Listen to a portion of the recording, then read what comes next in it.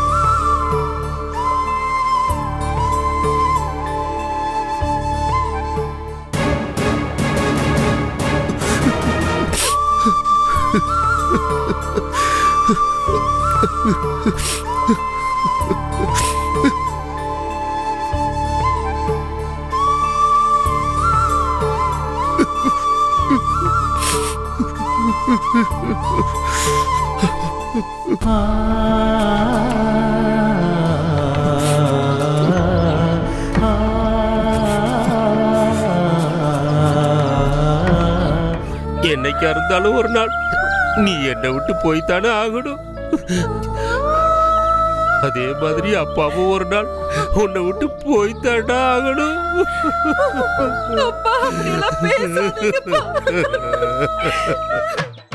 அப்படிதான்.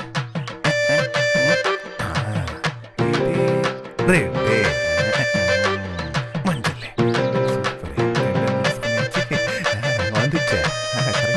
அப்படி போடு, அப்படி போடு. இப்போ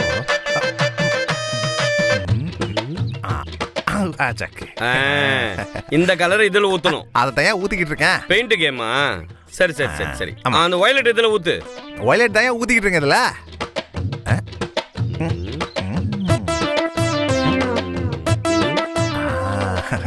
ஊத்தியாச்சு.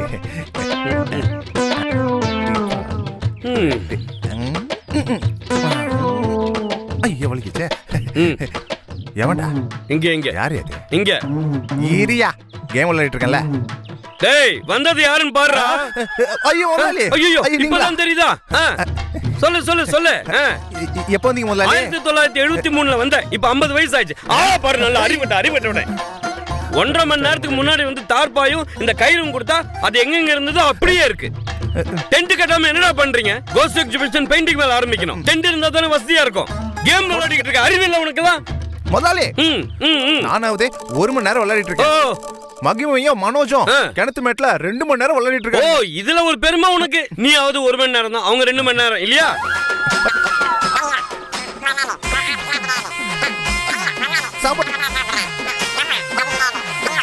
டென்ட் தானே கட்டிடுற முதலாளி. அறிவு கட்டவனே 1100 ரூபா சம்பளத்துல 50 ரூபா கம்மியான கூட என்ன பதட்டம். 50 ரூபா ஒத்துக்க மாட்டேன்னு வாங்குற சம்பளத்துக்கு வேலை செய்யாம இப்படி கேம் விளையாடுறமேன்னு கொஞ்சமாவது கூச்சம் இருக்காயா உனக்கு? அறிவு கட்டவனே என்னைக்காவது ஒரு நாள் நம்ம வேலை செய்யாம இப்படி கேம் விளையாடுறமேன்னு ஒரு குற்ற உணர்ச்சி மனசுல இல்ல? அறிவு இருக்கடா உனக்குலாம். போட அவனுங்க போய் கூட்டு வாடா. வந்துட்டானுங்க. இவருக்கு கேம் விளையாட தெரியாதுல, அந்த பொறாமை.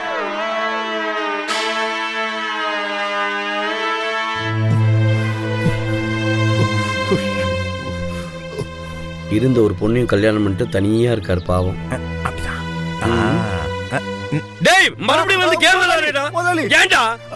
போடா போய் அவனுங்களை கூட்டு வாடா. எப்ப பார்த்தாலும் கேம் விளையாடி உயிரை வாங்குறீங்கடா. வேலை செய்யுங்கடா கொஞ்சமாவது. கேம் விளையாடலான்னு பார்த்தா இப்ப பார்த்தாலும் நம்மள திட்டுறது. போடா.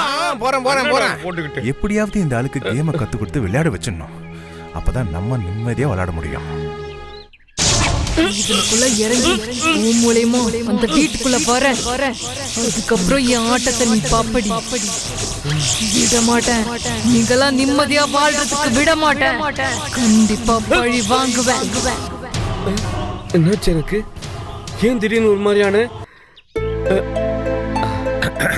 வாங்கய்யா. வணக்கம். வணக்கம் வணக்கம். என்ன வஜ்ரவேல், நல்லா இருக்கீங்களா? நல்லா இருக்கேங்க. நல்லது. ஏன்னா வேலைக்காரங்களும் ஒரே டென்ஷன் ஆக்கிட்டு இருக்காங்க போல இருக்கு. ஆமாங்க ஐயா, வேலைக்காரங்க கிடைக்க மாட்டாங்க. அப்படியே கிடைச்சாலும் வேலை செய்ய மாட்டாங்க. எப்ப பார்த்தாலும் உட்காந்து கேம் விளையாடிட்டு இருக்கானுங்க. என்ன பண்றது? அதனாலதான் வெளியூர்காரனும் வெளிநாட்டுக்காரனும் இங்க வந்து வேலை செய்யறாங்க. அப்புறம் என்ன சொல்றானுங்க, எங்களுக்கு எல்லாம் வேலையே கிடைக்க மாட்டுது, வெளியூர்ல இருந்து ஆளுங்களை கூட்டு வந்துட்டாங்க, எங்க பொழப்பே வீணா போச்சு. இவனுங்களுக்கு வேலையை கொடுத்தா கேம் ஆடுறதே வேலையா வச்சிருக்காங்க. அதுதாங்க ஐயா. எல்லா பையனும் அப்படிதான். சொல்லுங்க. அப்புறம் ஐயா, நானே உங்க வீட்டுக்கு வந்து பேசணும்னு நினைச்சேன். அப்படியா? தப்பா நினைச்சு கூடாது. முன்ன நீங்க இருந்ததுக்கும் இப்ப நீங்க இருக்கிறதுக்கும் நிறைய வித்தியாசம் இருக்கு. இருக்கும்ல. அதான் வீட்டுக்கு வந்து பேசணும்னு நினைச்சேங்க ஐயா. சொல்லுங்க வஜ்ரவேல், சொல்லுங்க.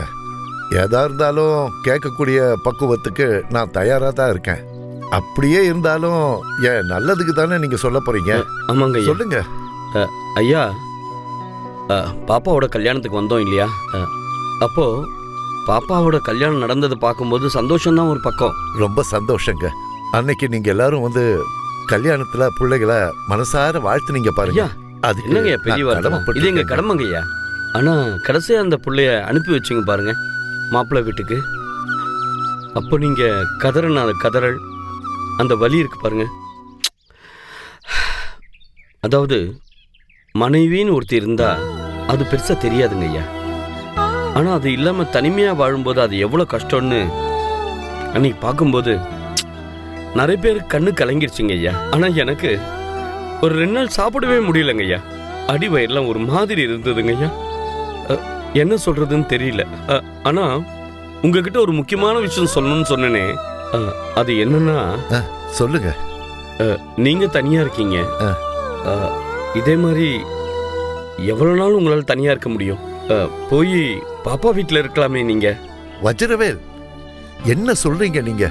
புள்ளைய கட்டி கொடுத்த இடத்துல போய் நாம கூட இருந்தா நல்லா இருக்குமா? அது ஐயா, தப்பா நினைச்சிட கூடாது. நான் என்ன சொல்ல வரேன்னா, இன்னைக்கு நாட்டு நிலைமை சரியில்லைங்க ஐயா. தனியா இருக்கிறவங்களுக்கு என்ன மாதிரி கஷ்டங்கள்லாம் வருதுன்னு நான் அனுபவத்துல பார்த்துருக்கேங்க ஐயா. அதனால இப்போ உங்க சம்பந்திக்கு பாத்தீங்கன்னா கணவன் இல்லை, உங்களுக்கு மனைவி இல்லை. ஒருத்தருக்கு ஒருத்தர் ஏன் ஒத்தாசையா இருக்கக்கூடாது? அது 4 பேரு வெவ்வேறு விதமா பேசுவாங்களே வஜ்ரவேல். இப்படி இந்த 4 பேருக்கு வருத்தப்பட்டு தான் நம்ம வாழ்க்கை வீணா போதுங்க ஐயா. அதாவது உங்க பிள்ளைக்கு நீங்க, உங்களுக்கு உங்க பிள்ளை, 2 பேர் மட்டுமே வாழ்ந்த ஒரு உலகம். திடீர் பிரிவு. அதே மாதிரி நீங்க அங்க போய் வாழறதும் கஷ்டம்தான். ஆனா அதை தாண்டி ஒரு விஷயம் யோசிச்சு பாருங்க. உங்களுக்கும் யாரும் இல்லை. அதே மாதிரி மாப்பிள்ளைக்கும் அவங்க அம்மா மட்டும்தான். அவங்களும் வயசானவங்க, அவங்களுக்கும் வேற யாரும் இல்ல. ஒருத்தருக்கு ஒருத்தர் ஒத்தாசியா வயசான காலத்துல ஒரு பேச்சு துணைக்கு ஆறுதலா இருக்கும்ல. நீங்க ஏன் சம்பந்தின்னு நினைக்கிறீங்க? அந்த இடத்துல நம்ம குடும்பத்துல ஒருத்தர், நம்ம அக்கா தங்கச்சி, நம்ம சொந்த பந்தம் அப்படின்னு நம்ம குடும்பம் மாதிரி நினைக்கலாம் இல்லைங்க ஐயா. உங்க பிள்ளைக்கும் சந்தோஷமா இருக்கும், உங்களுக்கு ஒரு பாதுகாப்பா இருக்கும் இல்லையா? இப்ப நீங்க தனியா இருக்கீங்க. ஏதோ ஒண்ணு ஆண்டவ முடியத்துல எதுவும் ஆகக்கூடாது. ஆனா ஏதாவது ஒண்ணு ஆயிடுச்சுன்னா என்ன ஆகும்? கொஞ்சம் யோசிச்சு பாருங்க. அதே மாதிரி உங்க சம்பந்திக்கு ஏதோ ஒன்று ஆயிடுச்சுன்னா என்ன சொல்லுவாங்க? இந்த பொண்ணை கட்டி வந்த நேரம் அந்த அம்மாவை கூட்டு போயிடுச்சு அப்படின்னு சொல்ல மாட்டாங்க? அதே மாதிரி உங்களுக்கு ஏதாவது நடந்துருச்சுன்னா அந்த மாப்பிள்ளைக்கு கெட்ட பேர் சொல்ல மாட்டாங்க? அதாங்கய்யா சொல்றேன். வஜ்ரவேல், நீங்க சொல்றது நல்லா தான் இருக்கு, எனக்கு பிடிச்சிருக்கு. ஆனா நம்ம சொந்த பந்தமெல்லாம் இதை ஏத்துக்குமா? வாழ்க்கை நடைமுறைக்கு இது சாத்தியமா? ஐயா, அதை தாண்டி ஒரு விஷயம் இருக்கு. அதாவது இன்னைக்கு நம்ம பத்திரிகை எல்லாம் படிக்கிறோம். 4 நாட்கள் பூட்டி இருந்த அறைக்குள் திடீரென்று, அதெல்லாம் படிக்கும் போதே மனசு ரொம்ப கஷ்டமா இருக்குங்க ஐயா. உள்ள போய் அந்த உடலை எடுக்கும்போது எவ்வளவு கஷ்டப்படுவாங்க, அந்த சம்பந்தப்பட்டவங்களுக்கு எவ்வளவு மனசு கஷ்டமா இருக்கும், அந்த குடும்பம் அந்த கஷ்டங்களை எப்படி தாங்கும் யோசிச்சு பாருங்க. இதெல்லாம் வேண்டான்னு நினைக்கிறேங்க ஐயா. ஏன்னா அந்த வீட்லயும் ஒரு வயசானவங்க இருக்காங்கல்ல, இதே நிலைமை. வஜ்ரவேல், வயசுல சின்னவரா இருந்தாலுமே நீங்க அனுபவத்துல பெரிய ஆள் தாங்க. ஐயோ, இருந்தாலும் நீங்க சொன்னது நல்ல விஷயம்தான். நான் யோசிக்கல. தப்பா இருந்தா மன்னிச்சிருங்க. ஐயோ, என்னங்க பெரிய வார்த்தையெல்லாம் சொல்லிட்டு. நீங்க என் நல்லதுக்கு தானே சொல்லியிருக்கீங்க. நீங்க சொல்றது எனக்கு சரியா இருக்கிற மாதிரி இருக்கு, இல்லாத மாதிரியே இருக்கு. சரி, யோசிப்போம், பாப்போம் யார் தலையில என்ன எழுதியிருக்கோ. எல்லாத்துக்கும் காரணம் இறைவன் தானே. பாப்போம், நாம அப்புறமா சந்திக்கலாம். வரட்டுங்களா? நன்றிங்க. வரேன்.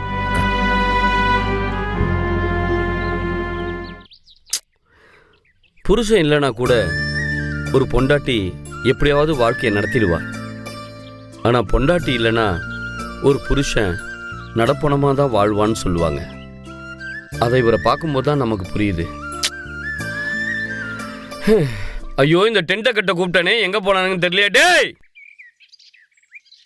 ஐயா கருப்பராயர, வாழ்க்கையில நான் நினைச்சு பார்க்க முடியாத பெரிய உயரத்தை நீ எனக்கு கொடுத்த. அத எனக்கு நிலைச்சு நிக்கணும்னா அதுக்கு நீ எப்பவுமே என் கூட துணையா நிக்கணும். கருப்பராயரே துணை.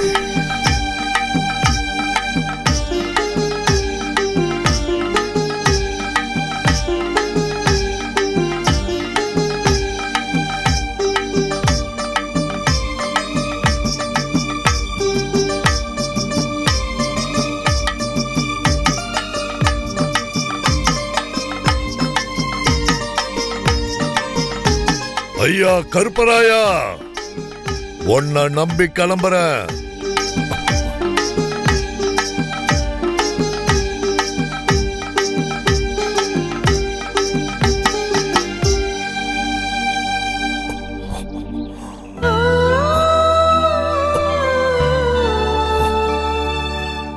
தம்பி, எப்படா இருக்க?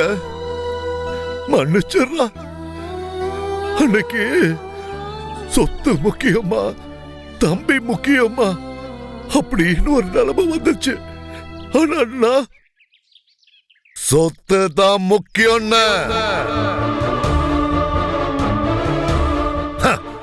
ஏன் ஒவ்வொரு நாளும் ஜெயிச்சுக்கிட்டு ஜெயிச்சுக்கிட்டு ஜெயிச்சுக்கிட்டே இருக்கணும். ஏன்னா நான் காலத்தை வென்றவன். அதனால தான் கொஞ்சம் கூட பாவ பார்க்காம உன்னை கொன்ன.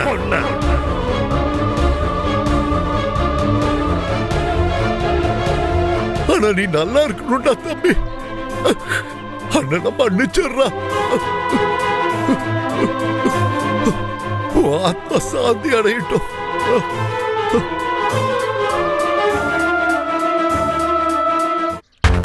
இருங்க மேடம், போயிடலாம். இருங்க, நம்ம அங்க ஒரு கட்டு இருக்கு, அங்க போயிடலாம் மேடம். நீங்க பயப்படாதீங்க, இதோ போயிடுறேன். இருங்க மேடம், இருங்க, பதறாதீங்க, இதோ போயிடலாம். தப்பிச்சிடலாம். இருங்க மேடம்.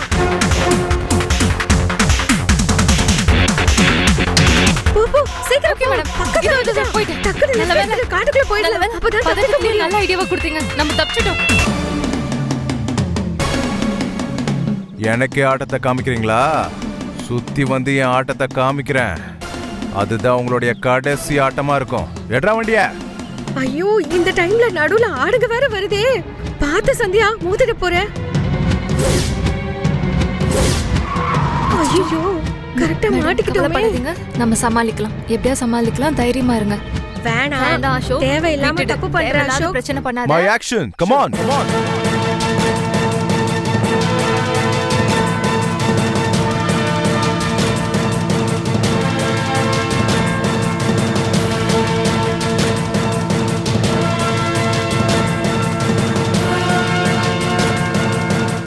வேண்டாம், சொல்றத கேளு லட்சுமி. ஒழுங்கா போயிடு. பிரச்சனை பண்ணாத.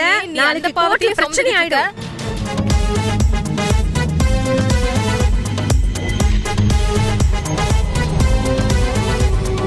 மாயை மாயை உலகம், இது மந்திர மாயை உலகம்.